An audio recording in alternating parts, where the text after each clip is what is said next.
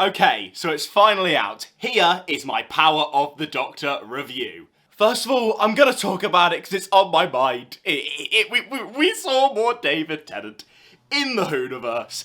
That's fantastic. That ending overall and the trailer. What is cool is I filmed my reaction to both of those. So those are videos that are going to be out very, very soon. But let's give our thoughts on the actual episode.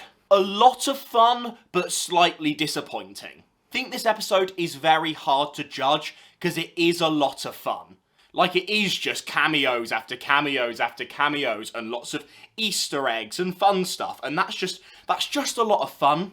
You've got the Master in here, Daleks, Sidemen, all of it, and it all comes together in this not very well constructed, yet very, very fun episode. I'm really surprised how in her final episode, Jodie didn't actually get that much to do.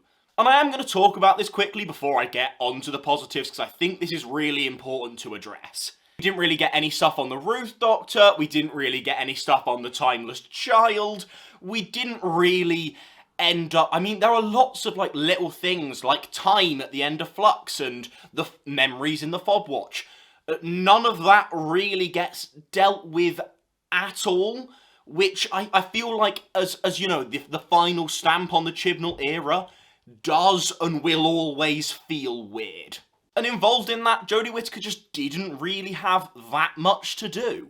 But she still does give a fantastic performance. Also, really big shout out to Sacha Dhawan. His Master here is just fantastic. I really liked his version of the Master before, and I think that's his best performance. Consistently funny, evil, scary, a fantastic modern Master, and I'd love to see if we can get Sacha Dhawan back sometime, you know, in the future.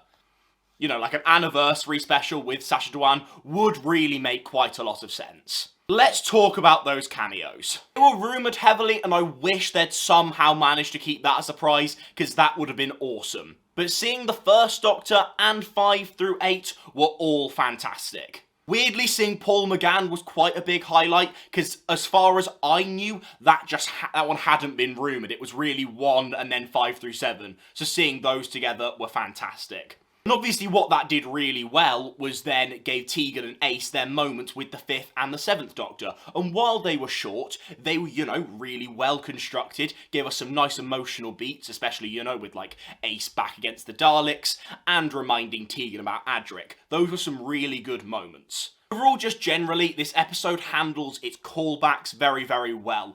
I get it, it's not a proper anniversary special, but as a centenary special, you know, celebrating 100 years of the BBC, and seeing as 59 of those have been with Doctor Who in tow, it was nice that there were quite a few elements given especially to the classic series, because that is a big part of the BBC.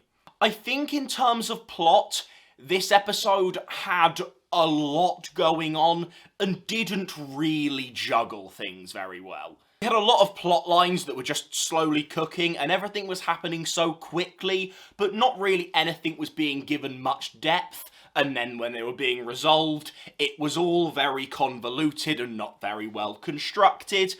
But I can't pretend that along the way, I wasn't just having a lot of fun. I think I would give this episode a positive review, but I think in future, just because it's quite a long episode with, I've got to be honest, quite a weak plot, I don't think it's an episode that I think it won't be looked upon kindly with rewatches. In terms of the companions, Tegan and Ace were really fun, we had some great moments with them, but we also, I wish we could have done a little bit more with them.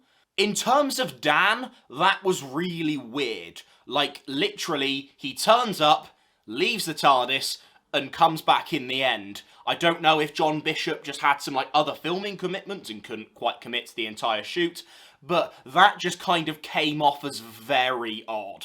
But the companion scene at the end, that was absolutely fantastic. Again, one of those that was slightly rumoured, but I think it was just a lot of fun. Again, it's got to celebrate the BBC, and just the range of companions they managed to get in were fantastic. In terms of the regeneration, I think it was a little bit cheap. All of the other modern regenerations had just more time in general. They had more interesting ways to make the Doctor regenerate. They had more, like, build up into the regeneration and gave the Doctor then more of a moment to regenerate.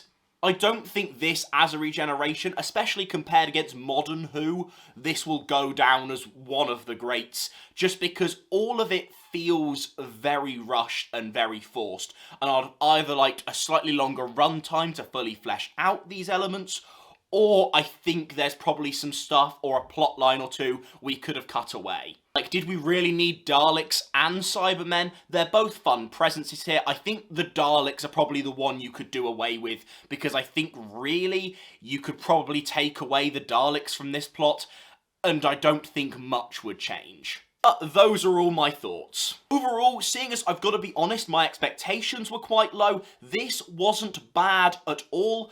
I had a fun enough time with it, and the ending was of course fantastic. So please subscribe, because I am genuinely, as soon as I can, going to upload those reactions for you, and they'll be in the card there. So please enjoy them. Thanks!